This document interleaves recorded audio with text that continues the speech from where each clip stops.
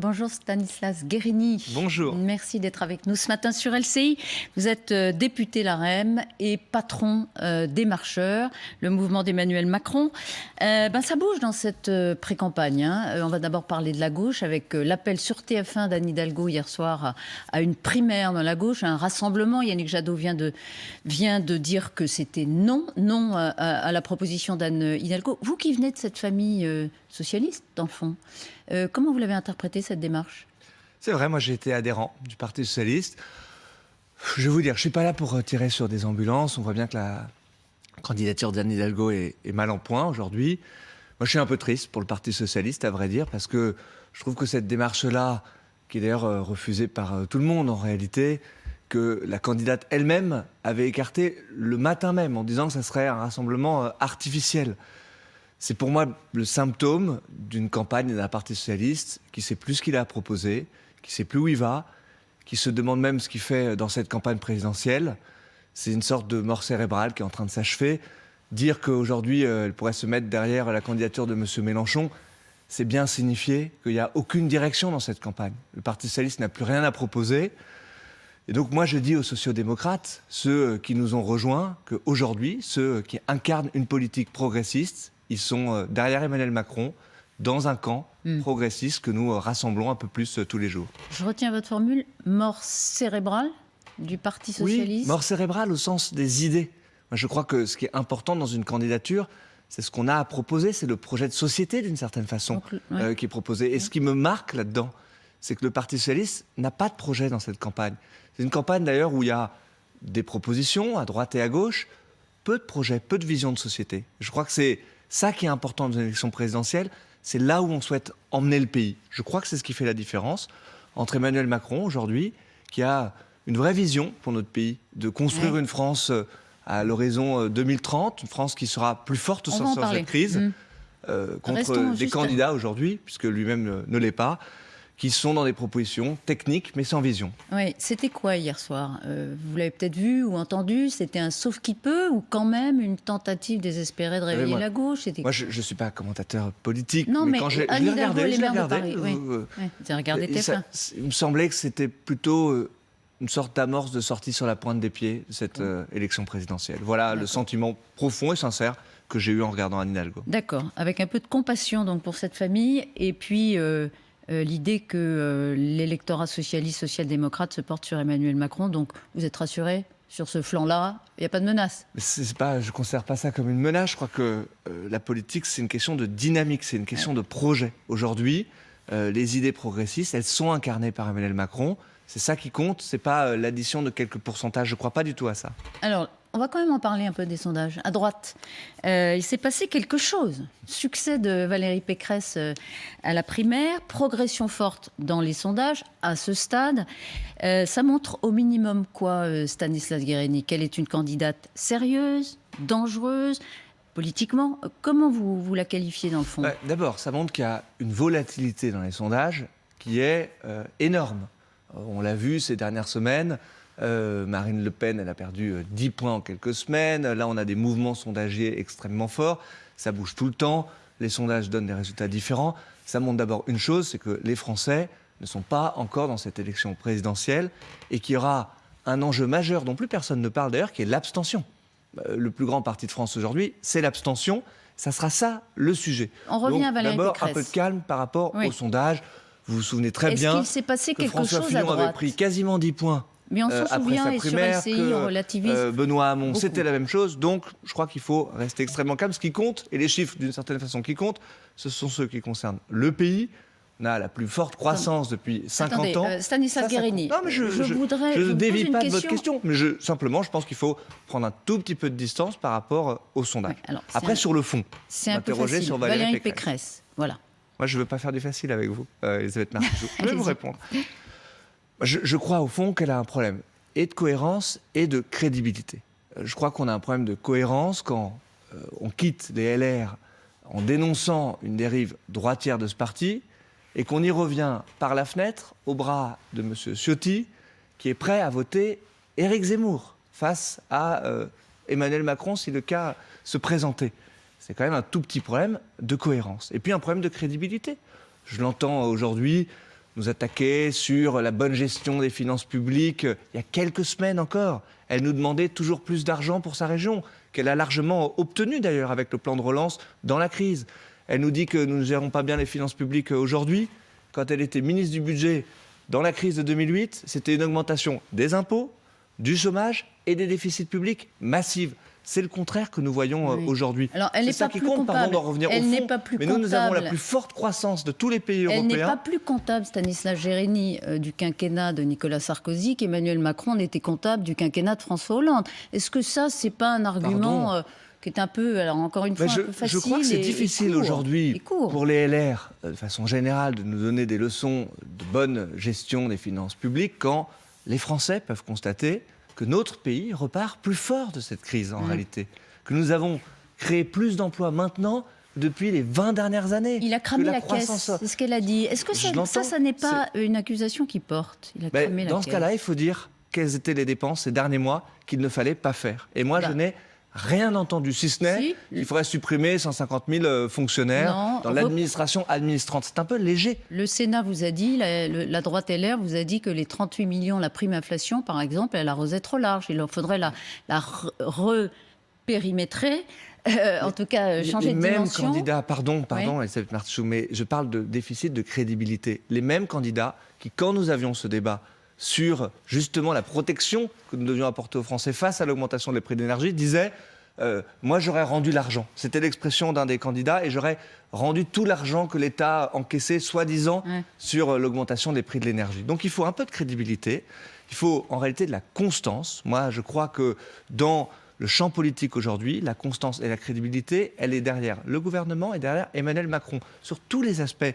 sur la gestion de la crise sanitaire, où nous n'allons pas dans le sens du vent, sur la bonne gestion des finances publiques, sur l'investissement qu'on doit faire pour le pays, sur la transition écologique. Là aussi, peu de retournements. L'éolien n'a plus la cote, il faut arrêter l'éolien. On va Tout pas ça, c'est une aller question dans de tous les compartiments du jeu. Mais c'est le fond et ça compte. Mais le fond, on y est. Elle occupe le terrain d'Emmanuel Macron ce matin en publiant dans Le Monde une tribune consacrée précisément à l'Europe, le jour où le président va accorder une conférence de presse, il n'y en a pas eu tant que ça pendant le quinquennat, sur les priorités de la présidence française de l'Union européenne qu'il reprend et qu'il prend le 1er janvier. Elle dit, c'est un long papier, une longue tribune, que vous avez sans doute lu, elle veut en finir avec l'image d'arrogance qui colle à la peau depuis le début de la présidence Macron, et elle dit ceci en particulier, on va voir si ça s'affiche, mais ça va venir, voilà. La voix d'Emmanuel Macron pèserait davantage si le président français n'attendait pas l'aumône de ses partenaires pour financer son plan de relance, plan qu'il est incapable de payer lui-même, faute d'avoir mené les réformes indispensables à notre pays, comme celle des retraites. On voit là du fond. On en voit là une accusation double. Là encore, de crédibilité. Faiblesse en France et donc faiblesse en Europe. C'est un constat bien paradoxal. Au début du quinquennat, tout le monde tournait le dos à l'Europe. Le seul candidat qui était réellement pro-européen, c'était Emmanuel Macron. Elle a toujours été pro-européenne. Exactement la même chose. Vous avez entendu, les débats des Républicains, vous les avez animés vous-même. Vous voyez à quel point ils sont pleins d'ambiguïté, c'est vrai. C'était sur LCI. Peu importe. Ils étaient pleins d'ambiguïté sur l'Europe. Sur la prédominance du droit européen. Ils ont tous pris l'embardé. Derrière, là aussi, c'était un peu triste, Michel Barnier, qui remettait au fond la prédominance du droit européen, droit que nous avons choisi nous-mêmes. Les seuls réellement européens, aujourd'hui, c'est nous. Valérie Pécresse parle dans cette tribune du plan de relance. Personne n'imaginait que justement, grâce à l'action de la France, on pourrait faire bouger les Européens pour pouvoir avoir un endettement commun et permettre de dépenser 750 milliards d'euros pour faire la relance. Je rappelle que sur 100 € de plan de relance en France, 40, c'est l'Europe qui nous les apporte. Parce que nous nous y avons cru et parce qu'on a bougé les lignes, parce qu'on est crédible, parce que nous avons fait les réformes que la droite rêvait de faire et qu'elle n'a été incapable de faire. La formation professionnelle, la SNCF, le marché du travail, l'assurance chômage, l'ISF, la réforme des retraites. Vous entendez ce qu'elle dit. Quand on n'est pas capable de mener à bien... Je veux bien qu'on nous donne là aussi des leçons de réformisme, mais nous avons montré que nous étions capables de réformer en France et de faire bouger les lignes en Europe. Stanislas Guérini. Oui, ce qu'elle vous dit, vous l'entendez. Constatez, Elisabeth Martichoux, qu'il y a eu quelques incidents dans ce quinquennat. Je peux poser une question ? Allez-y. Quand on ne peut pas mener une réforme des retraites, on peut difficilement prétendre avoir le leadership en Europe. D'abord, il y a des choses très factuelles là-dessus. En Europe, nous avons bougé Non, mais les lignes sur dans la ce réforme des quinquennat. retraites. Sur la réforme des retraites. Mais moi, je suis très clair sur la réforme des retraites. Il faut faire cette réforme des retraites. Je l'ai toujours dit, et sur Mais des vous ne l'avez aspects, pas faite. et sur des aspects C'est factuel. systémiques, et sur des aspects paramétriques. Donc, soyons très clairs sur ce sujet-là. Est-ce que nous voulons faire la réforme des retraites? La réponse est oui. Est-ce qu'il y a eu des Vous circonstances avez un dans ce bilan, quinquennat? Stanislas Guerini, vous n'arrêtez que- pas de le dérouler. Vous n'avez pas Mais- fait la réforme des retraites. Pas vous Elle a faire beau jeu de vous le pas dire vous quand faire de même. langue de bois. Nous aurions voulu faire la réforme des retraites dans ce quinquennat et nous n'avons pas pu le faire. Il y a, ça ne vous a pas échappé, quelques incidents, quelques circonstances dans ce quinquennat qui nous ont empêchés de le faire. C'était très difficile de le faire, notamment avec la crise sanitaire. Ouais, bah, Mais les choses vous sont auriez très pu claires. vous y prendre Elles autrement. sont posées C'est ce sur que la dit Valérie table. Pécresse. Ils sont très bien. Encore une fois, les leçons de ceux qui n'ont pas fait quand ils ont été en La réforme des responsabilité. retraites, si. Ils ont fait une réforme qui nécessite d'y revenir tous les 5 ans ou tous les 10 ans. La réforme des retraites qu'il faut réaliser aujourd'hui, c'est une vraie réforme en profondeur. Je crois que le débat présidentiel permettra à chacun de prendre des positions là-dessus. La nôtre est claire, le président de la République l'a exprimé extrêmement clairement. On fera la réforme des retraites, mais je pense que les mêmes qui nous disaient « allez-y, faites-la », nous auraient critiqué en disant « c'est pas le moment, il y a la crise sanitaire, etc. » Donc là En aussi, tout cas, crédibilité et constance. elle aura l'occasion d'en débattre avec Emmanuel Macron, j'imagine, de tous ces sujets. Quand il sera candidat, est-ce qu'il annonce sa candidature tout à l'heure? Je ne crois pas. Je pense qu'il a indiqué qu'il gouvernerait jusqu'au dernier quart d'heure et je crois que le moment n'est pas à une candidature présidentielle. Le moment est à donner une vision pour le pays. Vous êtes un et adepte pour le de la candidat. candidature le plus tard possible. Il y a un débat. Hein. Moi, au fond, je pense que peu importe. Pour moi, il est évident qu'Emmanuel Macron doit être candidat, doit continuer à présider notre pays. Je m'en suis jamais caché. Je ferai sa campagne. Peu importe, ça veut je dire quoi? mobiliserai. Vous voulez parce que dire je que crois ce sera un c'est non-événement, moment, dans le fond? Ce sera un important non-événement pour le pays. Parce qu'en réalité, personne je n'est crois qu'il y a dupe. une forme Tout le d'évidence. monde le voit comme un Il y a une candidat. forme d'évidence à ce qu'Emmanuel Macron puisse être candidat. Oui, mais alors dans la forme, demain. ça doit... Et donc le moment, ce sera lui qui le dira. Nous parlions d'Europe à l'instant. Le président de la République prendra, ça arrive une fois tous les 13-14 ans, la présidence de l'Union européenne d'ici quelques semaines.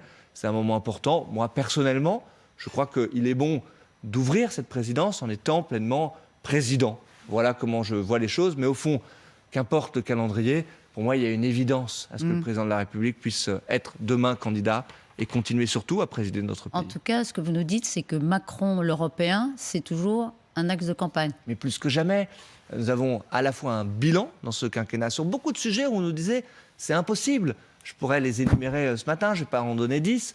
Prenez par exemple la question du travail détaché. Vous vous rappelez que depuis des décennies, on disait vous ne réglerez jamais cette question-là. Et nous avons réussi à avancer, et sur beaucoup de sujets. Et il en reste beaucoup Et sur ce la sera table. l'occasion de vanter, j'imagine, le bilan de ce que l'Europe fait pour la France grâce entendu, à cette on le fait présidence. Il trop nous peu. dira cet après-midi quelles sont ses priorités. On attend ça. Des questions plus franco-françaises, si vous voulez bien. Le président est contre l'allongement du délai de l'IVG de 12 à 14 semaines. Il l'a encore répété dans un avion qu'il menait au Vatican il y a quelques jours, c'est tout frais. Et pourtant, le gouvernement va permettre au texte d'être débattu au Sénat et sans doute d'être adopté. Ce sera peut-être le tout dernier texte du quinquennat. Pourquoi ? Moi, je suis favorable à ce qu'on puisse faire cette réforme-là. Vous y êtes favorable ou oui, sur le fond ? Je suis favorable sur le fond. Je crois que le gouvernement et le président a donné une forme d'avis de sagesse pour que les parlementaires puissent faire avancer ce sujet qui fait consensus au Parlement, qui fait consensus dans notre groupe. Dans Je votre crois que groupe, c'est oui, pas au Parlement. une avancée pour les femmes. J'étais très prudent sur ce sujet-là. Vous savez, c'est un sujet qui est très technique. Il y avait des débats. Le Comité national d'éthique a été saisi.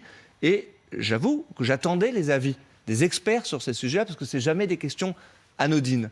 J'ai remarqué que les avis avaient été rendus favorablement pour pouvoir avancer C'est pas et banal faire que le progresser gouvernement... Alors, ce droit-là pour les femmes, pour l'IVG. Et donc moi, je suis d'une certaine façon assez fier qu'on puisse voter cette réforme parce que c'est une avancée oui, mais supplémentaire. on Il y en a eu comprend pas beaucoup très dans bien. ce quinquennat le président pour est les contre. femmes. Marlène Schiappa, qui était notre invitée il y a quelques jours, est contre. Elle dit c'est pas comme ça qu'il faut s'y prendre. Il faut renforcer, par exemple, les forces du planning familial pour permettre aux Faut le femmes faire aussi, de bien sûr faire qu'il faut le faire l'IVG aussi. dans les temps et ne pas rallonger le temps. C'est une question essentielle. Le gouvernement, il accorde, c'est un peu technique, mais assez peu ou assez rarement de son temps parlementaire à des textes surtout quand le président y est hostile. Donc on se demande pourquoi et on y voit le souci tactique d'envoyer un clin d'œil à la gauche. Non, c'est aucun souci tactique Alors derrière pourquoi cela. cette précipitation Parce qu'il y a un groupe parlementaire qui est déterminé. Vous voyez, de temps en temps, vous nous dites, les députés La République En Marche de la majorité, ce sont des députés godillots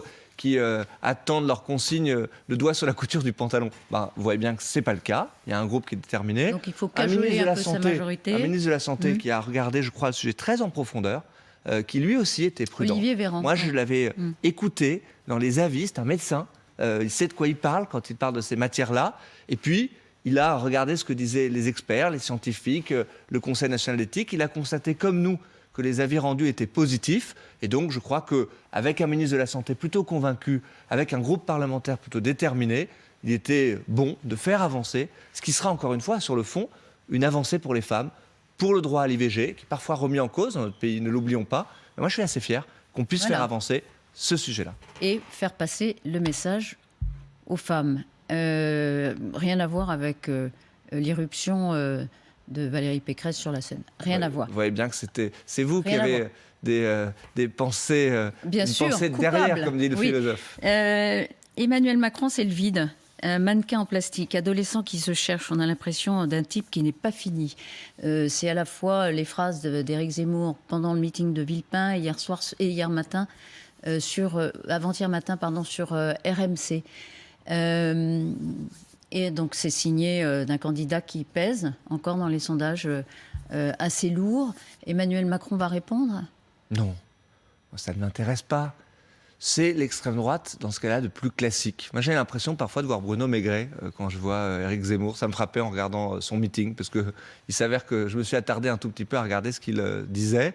Il a été bon dans son genre. Il a été un candidat d'extrême droite extrêmement classique.